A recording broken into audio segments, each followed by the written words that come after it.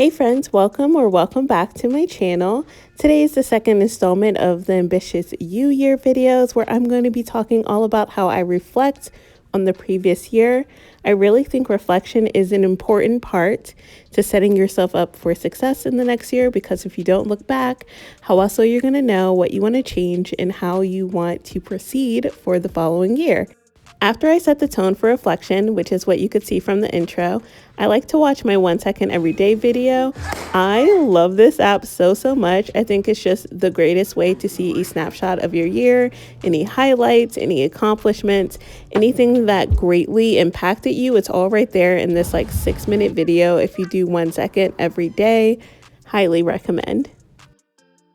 Now that I have a better idea of what has happened throughout the year, I move on to my next tool of reflection, which is actually one that I got from another YouTuber. I'll leave her handle below, but it is Jules Acree, and she has the Wheel of Life yearly life audit, and I like to use it as a midway point and as a end of the year review.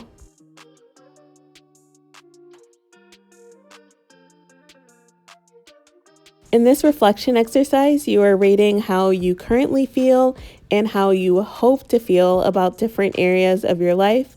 This really isn't a time for judgment. Just honestly put down your thoughts and feelings, and that way you were able to decide from there whether there are any changes that you need to make in the future.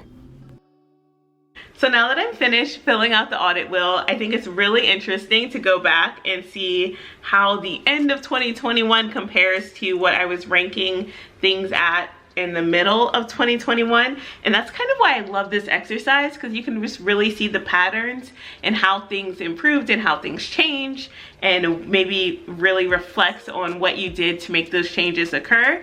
So for example, one thing that I ranked really low in the middle of 2021 was how I felt about my home, my physical environment, and my living space. And I've talked a lot about that even on YouTube, if you want to go back to some of my older videos, about how I just felt cluttered and how living in the studio during the pandemic, I think it didn't help with my mental health, especially since I didn't like some of the things that were going on in the building. So I digress.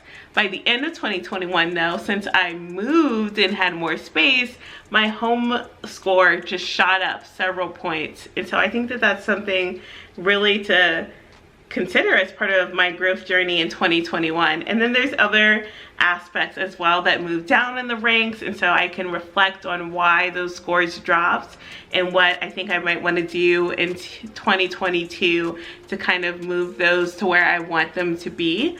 So yeah, I really find this exercise really helpful. And then there's some other questions that I will continue to reflect on as I go through the night, just about what I want to start doing and what I want to stop doing and what I want to continue doing. And I use those questions to help me manifest and plan for the next year. So I'll be using these questions to help guide me for my 2022 manifest and planning session. So stay tuned for that video, which will be the next video up on this channel. If you haven't already, friends, I would love it if you would subscribe to my channel, as well as like this video if you found it useful. I would also like to know how you plan for the new year in the comments. Remember, friends, you are more than enough and you are capable of amazing things. I'll see you right back here in the next video where we'll be going through planning for 2022.